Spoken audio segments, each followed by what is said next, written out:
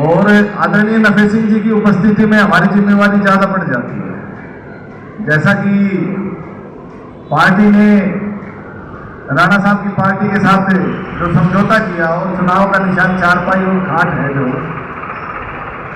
हमारे बीच में तरह तरह के लोग आएंगे, खास करके मैं तो उनको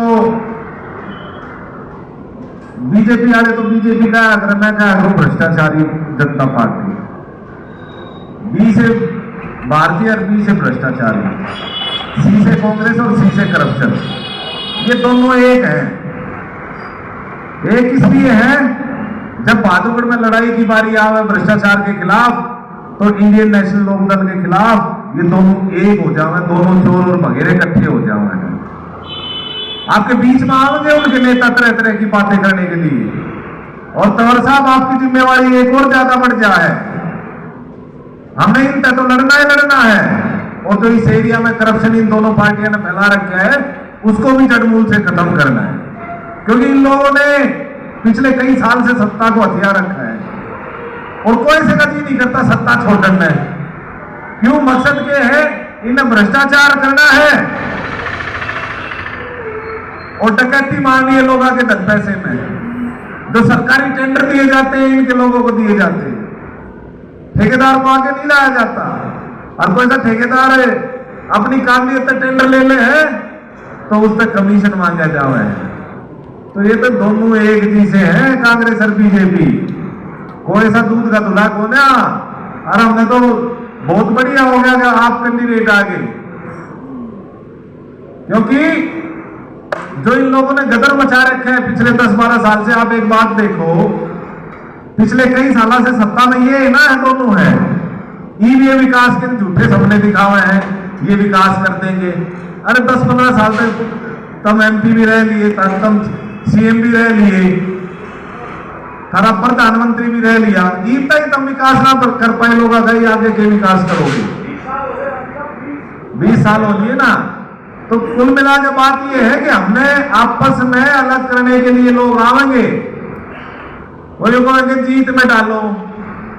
मैं ये कह रहा हूं हमारी जीत और हार इस बात पे निर्भर करती है, हम मजबूती के साथ अपने लोगों के साथ खड़े रहेंगे, किसी भी हालत में टिकने की जरूरत नहीं है। अब जो लड़ाई कांग्रेस और भाजपा के खिलाफ हमारी पीछे से चली आ रही है, वो लड़ाई अब भी जारी रहेगी। और मैं तो एक और बात इस मंच के माध्यम से कहना चाहता हूं, भाई धन्यवाद पार्टी वाला का जो मेरे को इस मंच का माध्यम दिया। मैं कांग्रेस और बीजेपी वालों को एक बात कहना चाहता हूं साफ और स्पष्ट तौर पर, इन लोगों ने जो भ्रष्टाचार किया है, जो लोगों की खून पसीने की कमाई को खाने का काम किया है, ना केवल अकेले बहादुरगढ़ में किया है बल्कि झज्जर और रोहतक में लूट मचा के रख रखी है। जो लोग कूड़े में भी खा सके हैं वो कितने भी मुंह मार सके हैं। तो बीजेपी वाले तो इतने सिस्टम इनका खराब है, ये तो कूड़े में भी मुंह मारनी आदमी है। तो आप इनका अंदाजा लगा लो ये किस टाइप के लोग हैं। और भाई मेरे को मौका दिया आपने, और मैं तो यही कहूंगा सारे साथी मजबूत हो गए, अपने बूथ न मजबूत करो, क्योंकि अगर हमारा बूथ मजबूत होगा, वहां पे अगर हमारी वोट गिरेगी तो सीधी राणा साहब के पक्ष में जाएंगी, तंवर साहब के पक्ष में जाएंगी, राकेश के पक्ष में जाएंगी। हमारा इंडियन नेशनल लोकदल पार्टी का कार्यकर्ता इतना मजबूत है कि पिछले समय हमारे नेता चौधरी अजय सिंह चौटाला जी ने जिस तरह प्रदेश में पदयात्रा निकाली, तो हजारों की संख्या में युवा, बुजुर्ग, महिलाएं जिस तरह से उनके साथ गर्मी में सर्दी में पदयात्रा में चले हुए थे, तो ये आपको और हौसले को मैं सलाम करता हूं कि लगातार 20 साल सत्ता से बाहर रहने के बाद भी इंडियन नेशनल लोकदल का कार्यकर्ता इतना मजबूत है।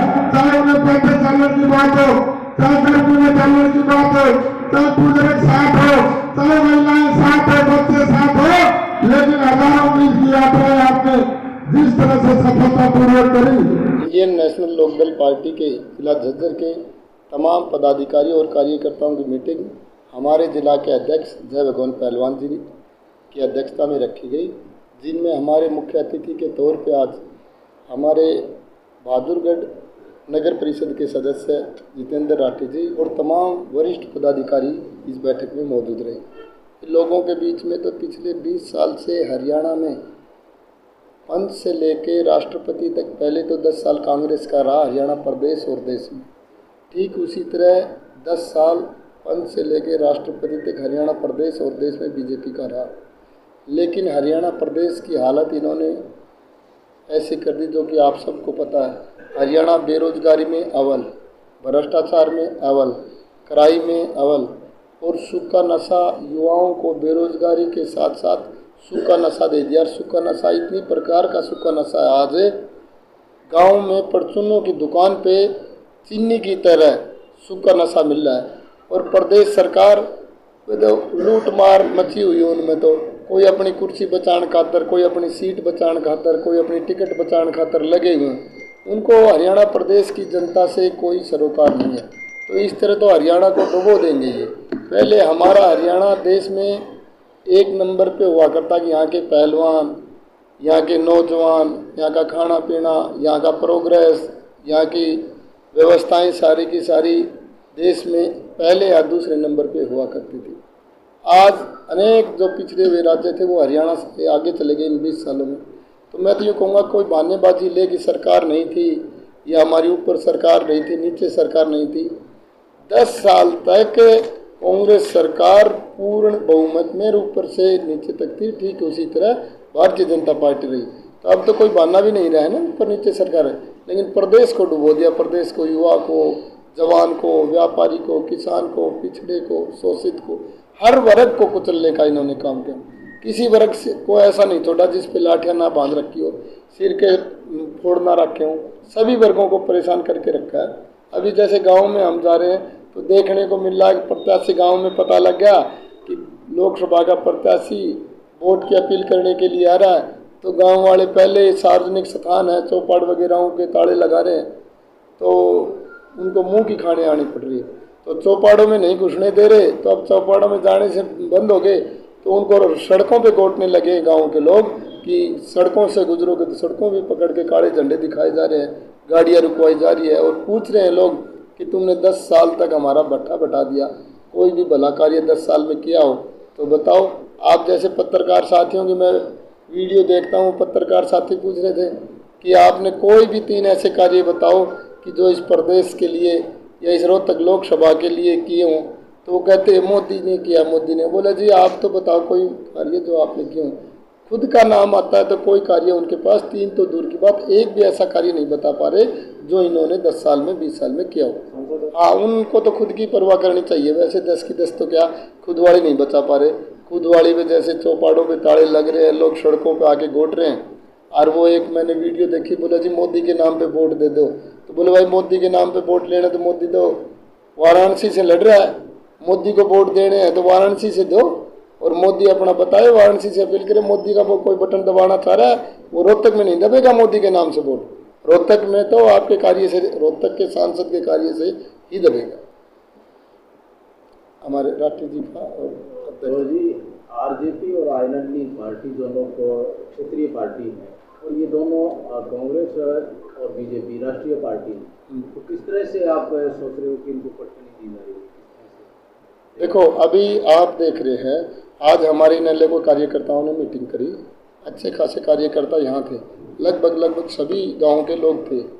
कल उससे नेक्स्ट डे 13 तारीख की हमारी रोहतक में इनेलो कार्यालय में रोहतक जिला के जिला अध्यक्ष जी ने मीटिंग करवा रखी। अभी हमारे राठी साहब बैठे हैं, तो शायद 18 या 19 को बहादुरगढ़ में कार्यकर्ताओं की मीटिंग रखे।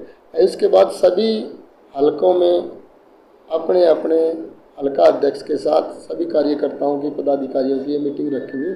और पहले से ही इन्होंने अपने दायित्व या कार्य बांट रखे। भाई इंडियन नेशनल लोकदल पार्टी तो हरियाणा में लंबे समय से राजनीति करते आई और लंबे समय से सत्ता में रही, तो इनके पास तो कैडर है इंडियन नेशनल लोकदल का, तो बूथ स्तर तक जो कार्यकर्ता वो इतना मजबूत है कि 20 साल तक सत्ता से बाहर रहने के बाद भी इनेलो का वर्कर टूटा नहीं है। जबकि आप देख रहे हो ये 10 साल से सत्ता में है, तो वो ही लीडर हैं जो 10 साल पहले कांग्रेस के थे, और अब ये भगदड़ मच रही है, वो इधर उधर भाग रहे हैं। लेकिन हमारा इनेलो का कार्यकर्ता तो 20 साल में भी नहीं टूटा। एक्चुअल में 11 बजे का कार्यक्रम था और 11 बजे आने में हम भी लेट हो गए, तो काफ़ी युवा साथी थे, तो 11 बजे इंतज़ार करके कुछ चले भी गए, इसमें उनकी गलती नहीं है। आज हमारे संगठन की ही मीटिंग थी, लेकिन अगर ये कार्यकर्ता मीटिंग होती तो ये रैली का रूप ले लेती, तो हमने उस चीज़ से थोड़ा समय चाहिए उस चीज़ के लिए। हम संडे या सैटरडे को एक कार्यक्रम बहादुरगढ़ में भी रखेंगे, जिसका आप लोगों को मैसेज दे दिया।